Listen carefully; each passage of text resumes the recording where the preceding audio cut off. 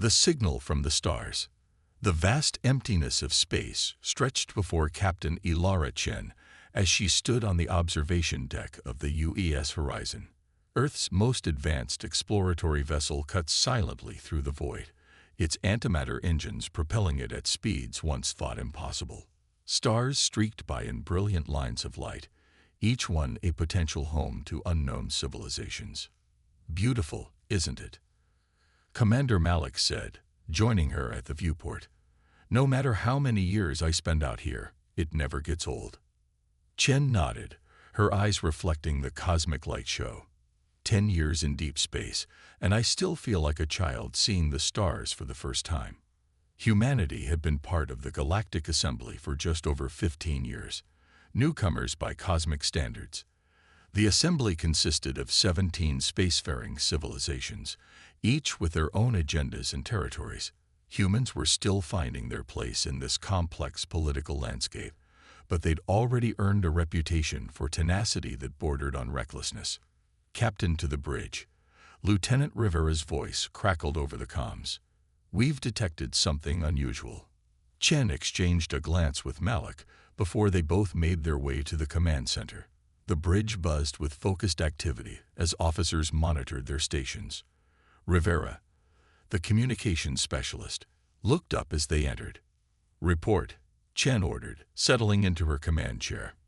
Rivera's fingers danced over her console. We've intercepted a signal, Captain. It's not using any standard assembly protocols. In fact, it's remarkably primitive. Just basic mathematical sequences repeating in a pattern that can't be natural. Origin. The Procyon system, specifically the fourth planet. It's designated as PA4 in assembly records. Chen frowned. Procyon. That's within assembly space. Is it a registered colony world? That's the strange part, Malik said, reviewing data on his tablet. According to assembly records, the system is under quarantine. Class 4 restriction, no approach within 1 light-year without special clearance. Let me hear the signal, Chen ordered. Rivera tapped her console, and a rhythmic pattern of sounds filled the bridge. Simple, yet undeniably artificial. The mathematical sequence was unmistakable. Prime numbers, followed by the value of pli to several decimal places, then repeating. It's a distress call, Chen said softly. Universal mathematics, the language any technological species would recognize. I've analyzed the signal strength and degradation. Lieutenant Park, the science officer, added. Whoever sent this has been broadcasting for at least 7 months, possibly longer. Chen straightened in her chair. Send a message to Assembly Headquarters. Request information about the quarantine status of Procyon 4 and report that we've detected what appears to be a distress signal. Yes, Captain, Rivera replied, already composing the message. 3 hours later, the response arrived. Admiral Kosa's reptilian face filled the main view screen. As the Assembly's regional director for this sector, his word carried significant weight. Captain Chen, he began, his voice carrying that peculiar flanging quality common to the Viridian species. Your detection of signals from PA4 is noted. However, I must remind you that the system remains under strict quarantine due to a highly contagious pathogen that affects neural tissue. The indigenous population is being monitored remotely, and appropriate measures are in place for their protection. Chen maintained a neutral expression. With respect, Admiral, the signal we intercepted appears to be a distress call. The primitives of PA4 have been known to experiment with radio technology. This is likely just another of their broadcasts with no real meaning. Your concern is noted, but the quarantine remains in effect. The Horizon is ordered to maintain minimum safe distance and continue its assigned patrol route. Kosa out. The screen went dark, leaving the bridge in silence. That seemed practiced, Malik said cautiously. Chen drummed her fingers on the armrest of her chair. Too practiced. Park, what do our scans tell us about Procyon 4? Any evidence of this pathogen or its effects? Park shook his head. Nothing our sensors can detect at this range, Captain. Without closer scans, it's impossible to verify the Admiral's claims. And yet they've had this quarantine in place for how long? According to Assembly records, 17 years, Malik answered. Chen's eyes narrowed. 17 years of quarantine with no resolution, supposedly monitoring a primitive species that had somehow managed to broadcast a mathematically perfect distress signal for months. Rivera, how many Assembly patrol vessels are currently enforcing the quarantine? Rivera consulted her screens. 2 Viridian cruisers and a Centauri science vessel. Captain, that was significant enforcement for a simple quarantine zone. Chen stood, pacing the bridge as she considered their options. Earth's relationship with the Assembly was still new, still fragile. Defying direct orders could have serious diplomatic repercussions. But that signal, someone was calling for help, and they had been for months. Commander Malik, plot a course for the edge of the quarantine zone. 1 light-year from Procyon 4. Lieutenant Park, prepare a stealthed probe.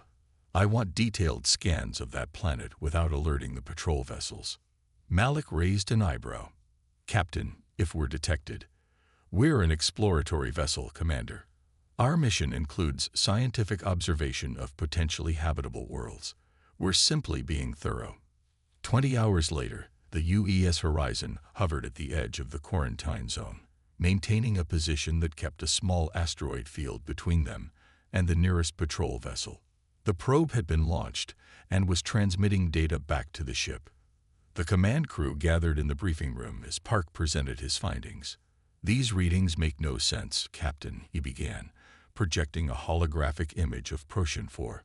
The planet was a vibrant blue-green world with 2 small moons. If there were a pathogen ravaging the population, we'd expect to see evidence of mass graves, abandoned cities, or at least some sign of a civilization in decline. He zoomed in on several areas of the planet. Instead, what we're seeing are methodical mining operations. Most are concentrated in the southern hemisphere, centered around what appear to be forced labor camps. The images showed hundreds of slender, golden-skinned beings working under the watch of much larger, armored figures. Those aren't medical personnel, Chen said grimly. They're guards. Exactly, Park agreed. And the indigenous population, which our scans indicate are called the Lirani, based on communications we've intercepted, are mining this. The hologram shifted to display a shimmering blue-white crystal formation. Chronomite. Malik breathed, his eyes widening. That's unbelievably rare. It's critical for quantum navigation systems. And the Assembly controls its distribution throughout known space, Chen added, the pieces falling into place. They maintain a monopoly that keeps the price astronomically high. Rivera spoke up. Captain, I've decrypted some of the communications between the patrol vessels. They're not medical ships, they're military. And they're extracting regular shipments of these crystals. The implications were unmistakable. This wasn't a quarantine. It was systematic exploitation. An entire civilization enslaved to mine a valuable resource, hidden behind a facade of medical necessity. We need more information, Chen decided. And we need it directly from the source. Malik, prepare a stealth shuttle. Park, Rivera, you're with me. We're going to the surface to make contact with whoever sent that distress signal. Using the planet's rings as cover, the small shuttle evaded the patrol vessels and entered the atmosphere during a violent storm that masked their approach. They landed in a dense forest several kilometers from one of the smaller mining operations, where the forced labor camps appeared to have less security. Dressed in adaptive camouflage suits, the 4 humans moved silently through the alien vegetation. Massive purple-leafed plants towered above them, while bioluminescent fungi cast an eerie glow across the forest floor. According to our scans, there's a settlement just ahead, Park whispered, consulting his handheld device. Small energy signatures consistent with primitive technology. They crested a hill and looked down into a shallow valley. Nestled among the trees was a collection of simple structures, clearly built to blend with the natural environment. Thin wisps of smoke rose from several of the dwellings. Movement, Malik warned, gesturing to their right. They dropped to the ground as three figures emerged from the forest. The aliens were tall and slender, with 4 arms and golden skin that seemed to shimmer in the dappled light. Their large, almond-shaped eyes were a striking violet color, and they moved with a fluid grace that suggested excellent musculature despite their delicate appearance. Each carried what appeared to be a handmade weapon, spears with crystalline tips that hummed with energy. "We're detected," Chen murmured, slowly raising her empty hands in a universal gesture of peace. Non-threatening posture, everyone. The largest of the aliens stepped forward, aiming its spear directly at Chen. When it spoke, a melodic series of clicks and whistles emerged. Rivera activated her universal translator, but the device struggled with the unfamiliar language. After several tense moments, it produced an approximation. "You, not like others." "Who you?" Chen maintained steady eye contact with the alien. "We are humans, from Earth. We heard your distress signal." The alien's violet eyes widened, and it lowered its spear slightly. "Signal. Heard. After so long." "Yes," Chen confirmed. "We came to help." The alien hesitated, then made a gesture to its companions. They lowered their weapons as well. "I am Velen," the alien said, placing one of its 4 hands over what Chen presumed was its heart. "Lid Sentinel of the Lirani Resistance. Captain Ilara Chen of the Earth vessel Horizon." Velen studied them for a long moment, then nodded. "Come. Not safe here. Dominion patrols soon." They followed the Lirani through the forest to the settlement, where more of the golden-skinned aliens emerged from hiding places to stare at the humans with mixtures of fear and wonder. Many appeared malnourished, with visible injuries that had healed poorly. Inside the largest structure, Velen introduced them to a council of older Lirani. One of them, a female with intricate patterns etched into her skin, approached the humans. "I am Neri," she said, her voice translated as a gentle melody. "I sent the signal. For so long, we thought no one would hear us." "The assembly is blocking your transmissions," Chen explained. "They've quarantined your system under false pretenses." Neri nodded sadly. "The Dominion came 17 cycles ago, when we first achieved atomic power. They said they represented a great alliance of worlds, that they would guide us to the stars." Her violet eyes darkened. "Then they discovered the time crystals in our sacred mountains. They enslaved most of our people," Velen added. "Those who resisted were executed. They keep us isolated, tell other worlds we carry a deadly sickness." "But now you are here," Neri said, hope evident in her voice. "Will your people help us?" Chen looked at the desperate faces surrounding her. The Lirani had been exploited, their world stripped of its resources, their people used as slave labor, all with the Assembly's knowledge and approval. "The Assembly has lied to us," she said firmly. "They violated their own charter and every principle of interstellar ethics. Yes, we will help you." As they made plans with the Lirani resistance, Chen knew that Earth would face serious consequences for interfering. But some principles transcended political calculation. Some wrongs demanded action, regardless of the cost. "Commander Malik," she said, activating her secure communicator, "send an encrypted message to Earth Command. Tell them we've discovered systematic enslavement of a sentient species and request immediate humanitarian intervention. And Malik, tell them to send everything they've got." Deathworlders unleashed.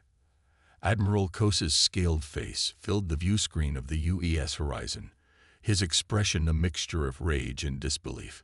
"Captain Chen, you have violated direct orders and breached a quarantine zone. Return to your patrol route immediately, or face severe consequences." Chen stood tall on the bridge, her crew watching with tense anticipation. Behind her, Velen and Neri observed the exchange, witnessing firsthand the conflict their plea for help had ignited. "I'm afraid I cannot comply, Admiral," Chen replied evenly. "We've confirmed that there is no pathogen on Procyon 4.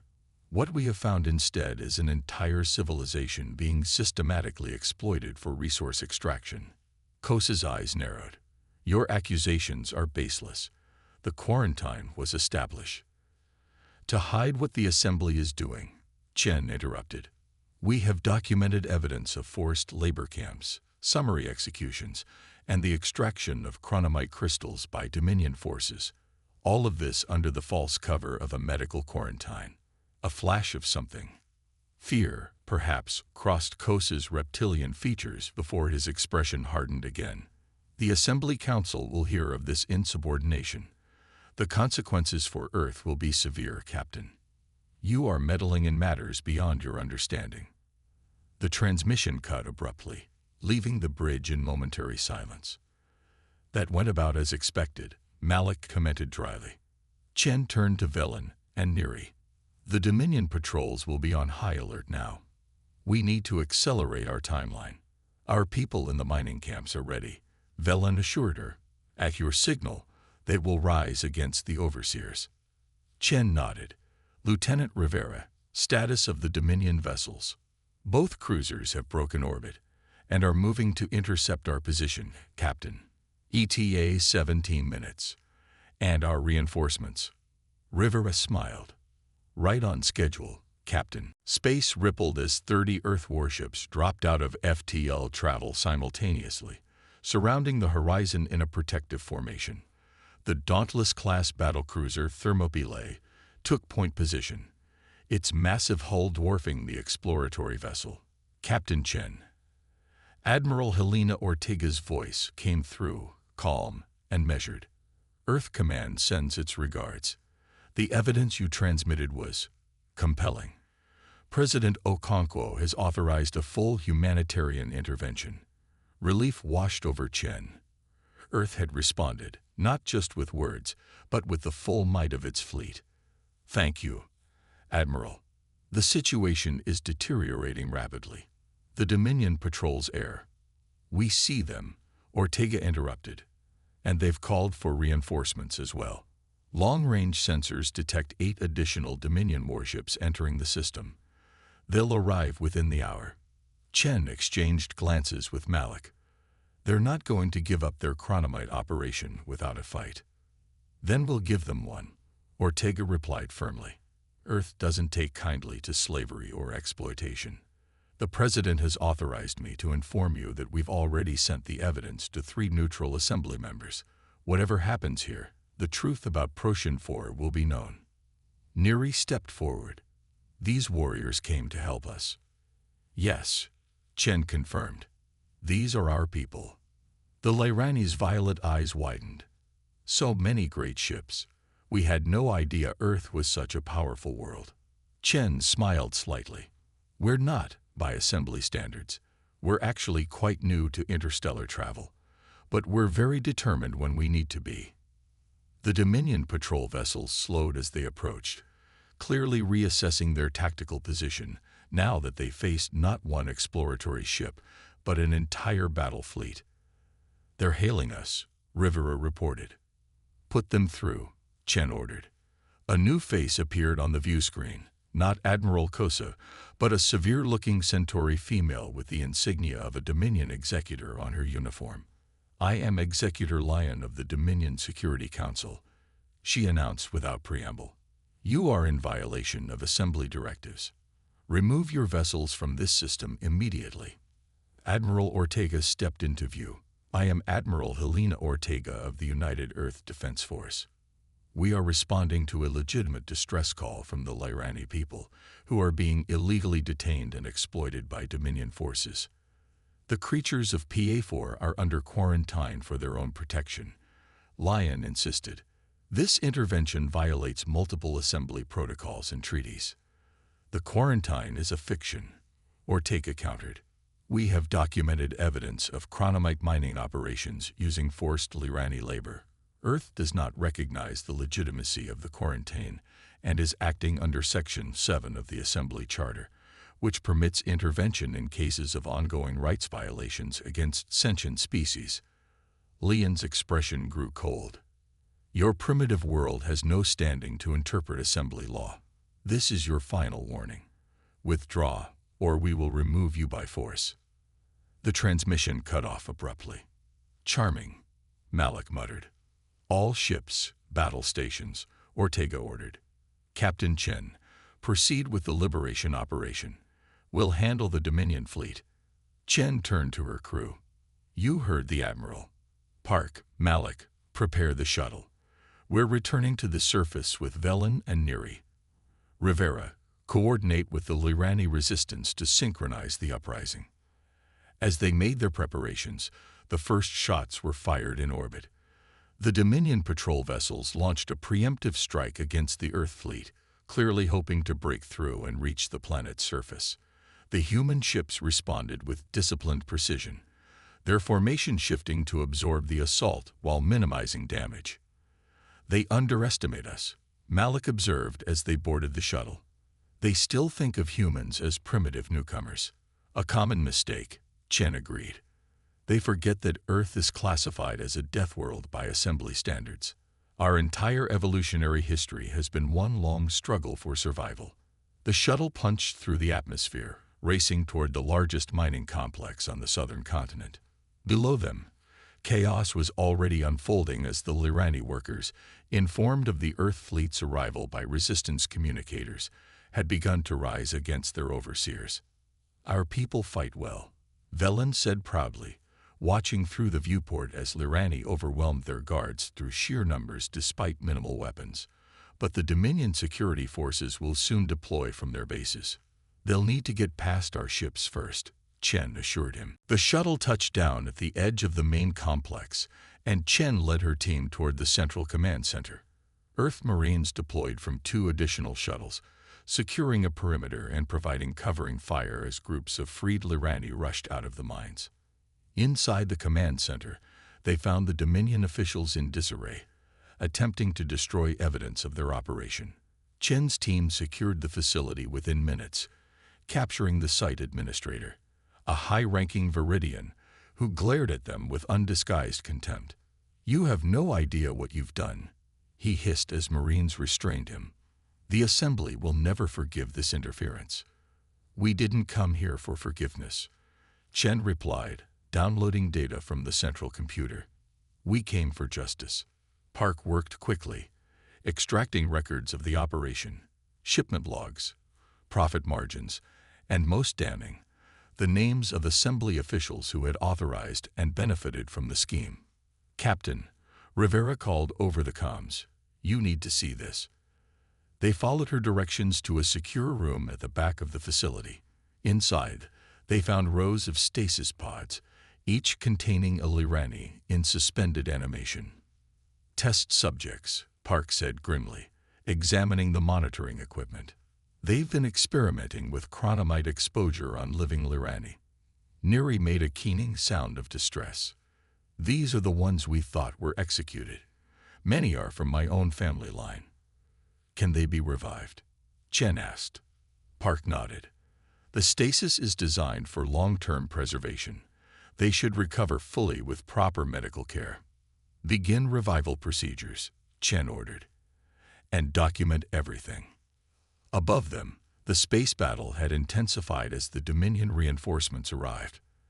The Earth fleet held its ground, its ships deploying tactics that confused and disoriented the enemy. Humans, evolved on a high-gravity world with unpredictable weather and countless natural disasters, had warfare strategies that often seemed chaotic and illogical to assembly species. Admiral Ortega reports the Dominion fleet is falling back, Rivera informed them. 2 of their ships have been disabled, and the others are retreating to regroup. Over the next hours, they secured the remaining mining facilities across the planet. Thousands of Lirani were freed, many requiring immediate medical attention. The stasis subjects were carefully revived, their joyful reunions with family members bringing tears to even the most hardened Marines. 5 days later, a delegation from the Assembly Council itself arrived in the Procyon system. 3 neutral member species had demanded an emergency investigation based on the evidence Earth had provided. The outcome was unprecedented. In a formal ceremony aboard the Thermopylae, witnessed by representatives from 12 assembly worlds, the Lirani were recognized as a free and sovereign species. The Dominion officials responsible for the false quarantine were detained pending trial for crimes against sentience. Captain Chen stood beside Neri as the Assembly representatives signed the declaration. "Your world faced significant risk by helping us," Neri said softly. "The Dominion is powerful within the Assembly. Some principles are worth the risk," Chen replied. "On Earth, we have a long and shameful history of exploitation and colonization. We've learned from those mistakes, painfully, over many generations. When we saw what was happening here, we couldn't stand by and watch." The final signature was applied, and a cheer went up from the gathered Lirani. "What happens now?" Chen asked. Neri's expression was resolute. "We rebuild. The chronomet will still be mined, but by our people, for our benefit. And we will remember who stood with us when no one else would." She placed all four of her hands on Chen's shoulders in a Lirani gesture of deep respect. "The children of Earth will always be welcome among the Lirani." Later, as the Horizon prepared to depart, Admiral Ortega joined Chen on the observation deck. "The President sends her congratulations," Ortega said. "Though I suspect our relationship with certain Assembly factions will be complicated for the foreseeable future." Chen watched as Lirani ships, dormant for nearly 2 decades, took flight once more, their crews reclaiming their rightful place in their own skies. "They called us Deathworlders," she said thoughtfully. "They meant it as an insult, a reminder that we evolved on a planet too harsh and dangerous for most species to survive." Ortega nodded. "And yet here we are." "Here we are," Chen agreed. "Maybe that's our place in the galaxy. Not as conquerors or exploiters, but as the ones who step in when others won't. The ones who fight the battles that need fighting." The Horizon's engines hummed to life, preparing to rejoin the Earth fleet for the journey home. "The Deathworlders who answer when others cry for help," Ortega suggested.